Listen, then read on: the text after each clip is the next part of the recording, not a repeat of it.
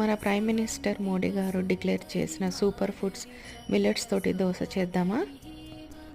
దానికోసం 1 బౌల్ మినపప్పు and 1 bowl millets, 1 bowl rice use చేసుకోవాలి. నీట్గా వాష్ చేసుకోండి. 2 or 3 టైమ్స్ వాష్ చేసుకుంటే ఈ మిల్లెట్స్లో ఉన్న దుమ్ము మొత్తం పోతుంది. నీట్గా వాష్ చేసుకొని తగినంత వాటర్ పోసుకోండి. మూత పెట్టి 5 to 6 hours సోక్ చేసుకోండి. ఇప్పుడు చూడండి, మిల్లెట్స్ అన్నీ మనకి సోక్ అయిపోయినాయి. వీటిని మనము మెత్తగా గ్రైండ్ చేసుకోవాలి.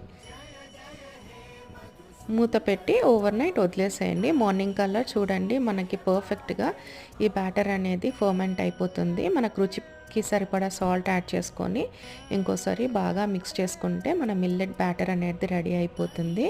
తవ మీద ఒక కట్ చేసిన ఆనియన్ తోటి ఈ విధంగా రబ్ చేస్తే మనకు దోశలు అనేవి చాలా టేస్టీగా, క్రిస్పీగా, ఈజీగా వచ్చేస్తాయి. చూడండి, ఈ విధంగా దోశ రెడీ అయిపోయింది. చట్నీతోటి ఎంజాయ్ చేయడం.